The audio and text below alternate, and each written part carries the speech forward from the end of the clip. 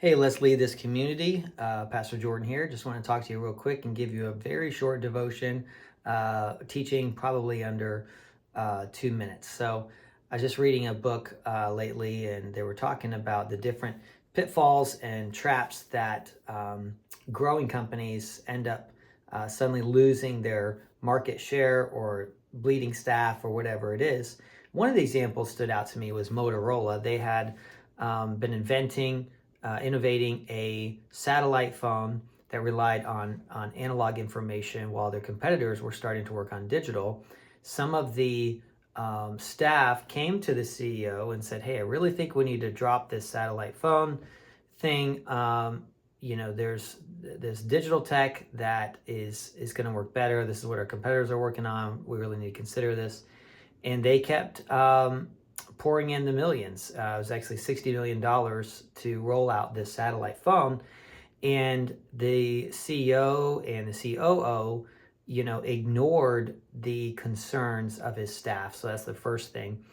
And then months later, when they finally rolled it out, it was not anywhere near as quality as the smartphones that were coming out.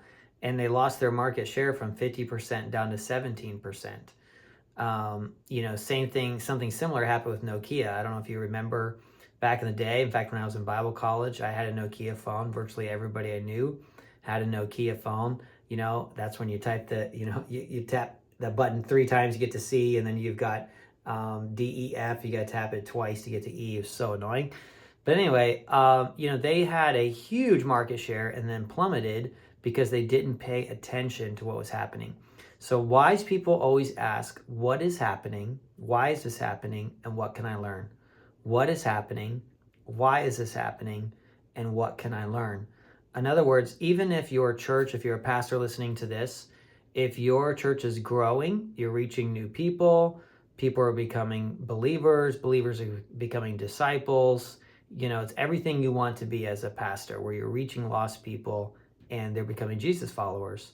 Ask yourself, why is that happening, right? What systems did you implement? What strategies did you use? What was the mindset shift?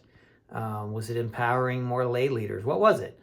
And then do that more, right? Or if your church is declining, or if you're leading a nonprofit or you're leading a business, if things have not gone well the last 3 quarters, right? Or let's just say since January, ask yourself, why is this happening? And what can I learn from it? In other words, don't just keep swimming. Ignore Dory right here. Don't just keep swimming. Don't ignore it.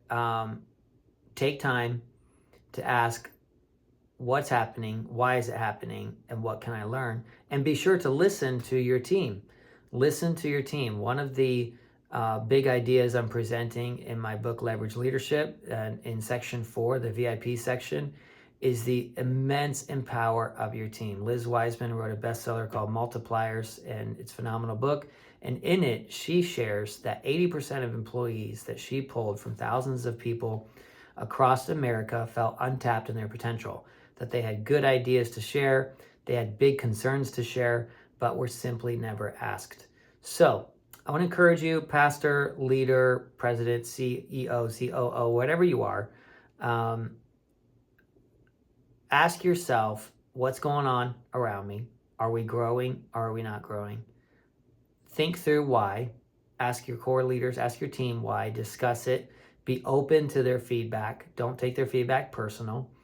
And then adjust course, make the needed adjustments. And then, of course, if you're a pastor, you got to pray about it. You got to talk to God.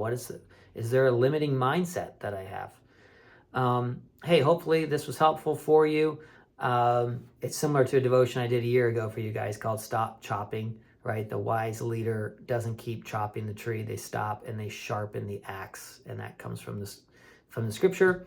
But hey, I want to invite you out to Let's Lead This. Don't miss it. End of October. Nate Ortiz is going to be there. Kyle Hammond is coming to us through video with how to build a quality team, a dream team. They are just broke ground in a new church. They have, I think, over 800 people following Jesus, worshiping together, reaching tons of lost people. So cool. So if you are a pastor or a business owner or a leader, you say those are two different things. Of course they are, but leadership principles are often, very often applicable, whether you're leading a nonprofit or a church or a business. There's things that you can learn about leadership from Scripture and, of course, from Jesus himself. So that is the basis of the Let's Lead This network and event. I'd love you to check that out. Go to letsleadthis.com. Sorry, this is over 5 minutes. Oh, I'm too talkative. Go to letsleadthis.com and invite a friend. Maybe send them this video. We're going to learn to multiply. It's going to be awesome.